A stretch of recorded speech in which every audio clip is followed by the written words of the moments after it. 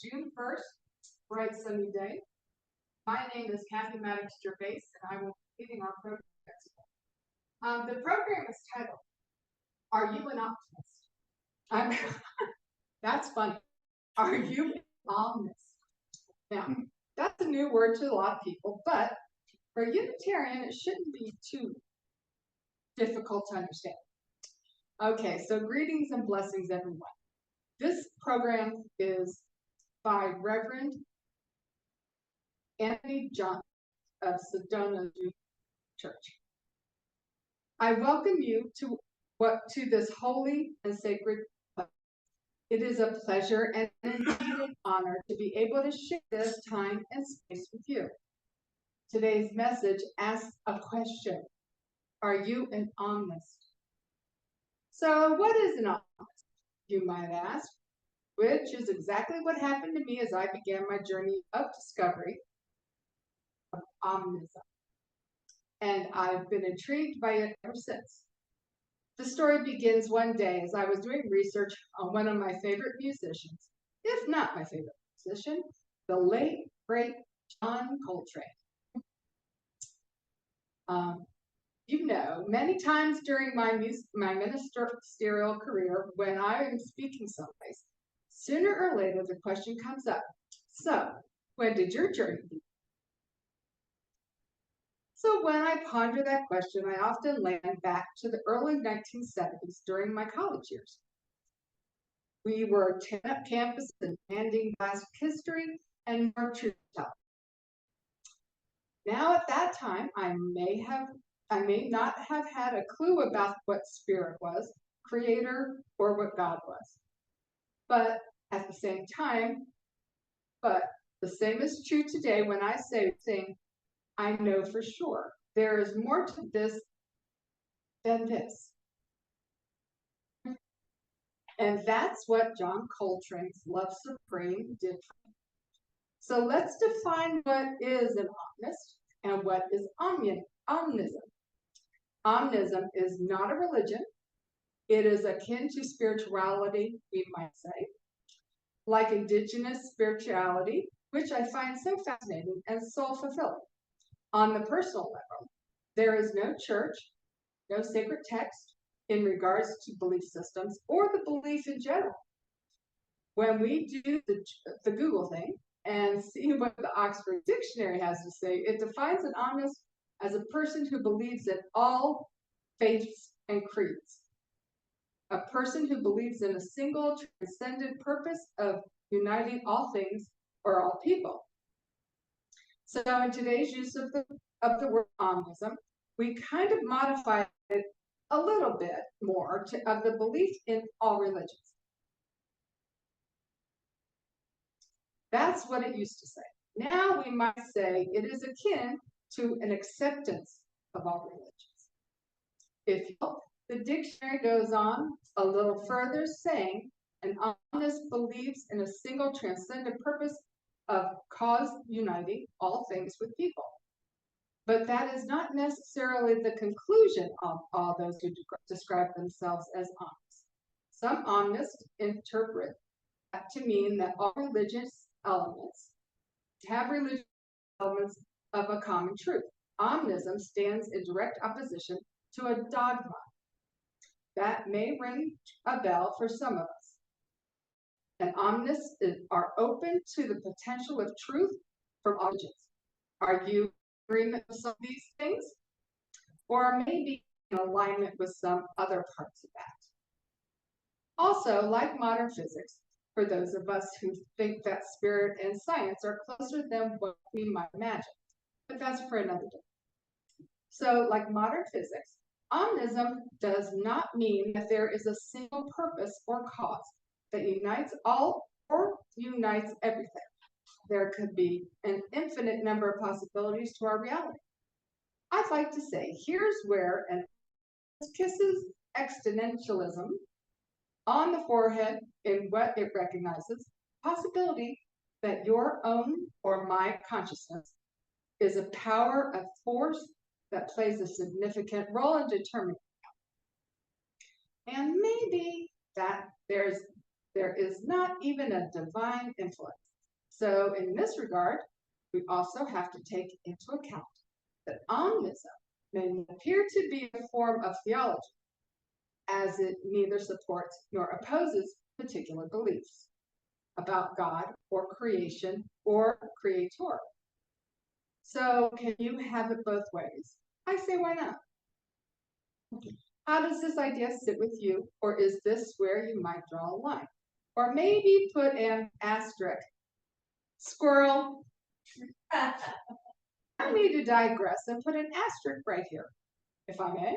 When Zela Avant-Garde, who was 14 years old, and I quote the newspaper article, she put her hands to her head, she beamed and twirled her way through confetti and into the spelling history as the first Black American to win the Scripps National Spelling Bee. Zela is also a gifted basketball player who holds no less than 3 Guinness World Records for the most basketball dribbles at the same time. Try 6 balls for 30 seconds. She also holds the record for the most basketball bounces, some 307 bounces in 30 seconds. And in her 3rd Guinness Book of World Records, she has, okay, get this, bounced and juggled. If you do that, you're good. Yeah. She bounced and juggled 255 times with 4 balls. Bless her soul, I'm telling you. So beyond the mind-boggling picture this presents, my brain and my body, you know, I just love playing basketball. So I had to, of course, try it. I was nowhere near close to Zela. What personally resonated for me was also the fact that Zela's father had changed her surname from Herd, H-E-A-R-D, to Avant-Garde. And he did that in homage to, you guessed it, the late, great Omnist, John Cole. I just had to share that. End of squirrel.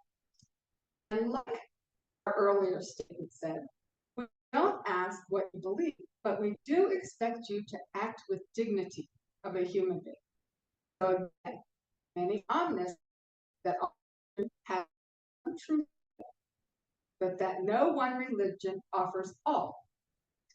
So where did this term omnist come from? The person who coined this term is an English poet by the name of Philip Bailey.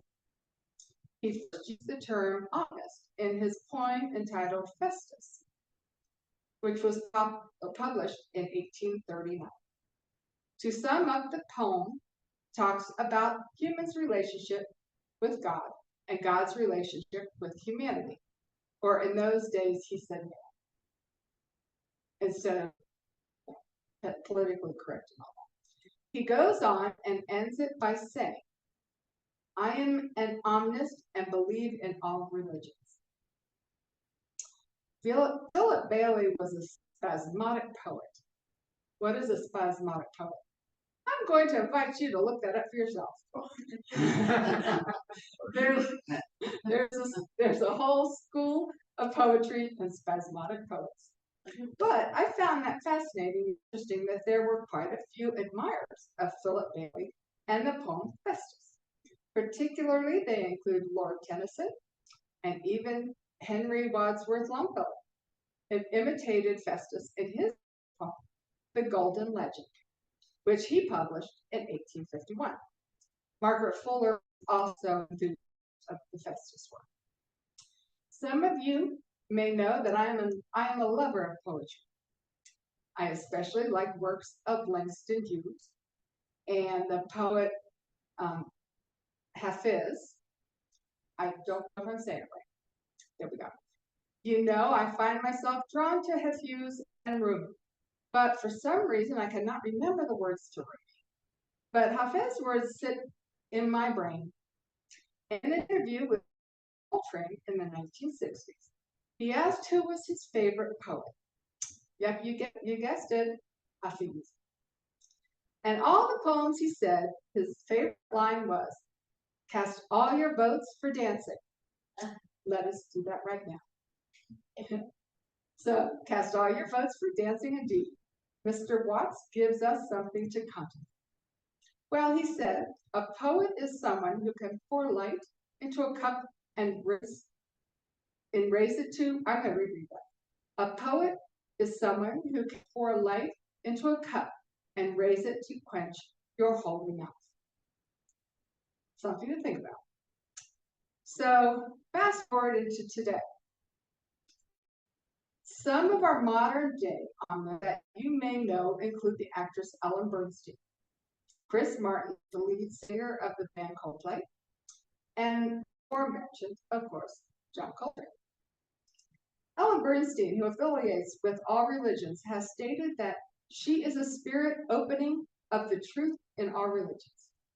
She is a spirit opening of truth in all religions. Chris Martin has stated that he is an all-theist, a term of his own choosing. He coined when referring to an Omnist. So Coltrane, as he described as a religious experience that helped him kick, okay, he had a heroin addiction. So he, being the Omnist that he was, it helped him kick that heroin addiction through its spirituality. And in later interviews, he said, I believe in all religions. So nowadays, I looked around and I see the young folks. I see more accepting and tolerant groups. Yet for decades, society has been pushing religious down their throats. I'm going to ease up on the push and make it an offer and a sharing. So let's take a minute to think about other ways the world was created, if it was created at all. Let us honor all beliefs, all philosophies, and ways of seeing our world. I don't have to believe in them, neither do you, but I could take a look. After all, personally, I am more interested in what you do than what you believe. Or as I like to say, how do you show up? How do you show up? We share all this world. Let's all share the love.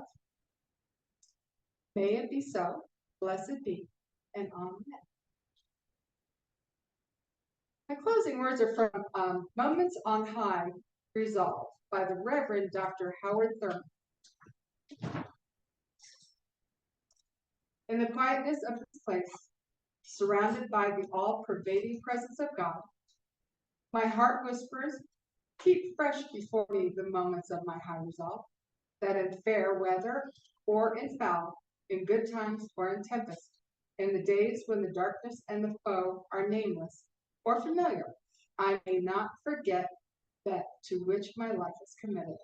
Keep fresh before me the moments of my high resolve.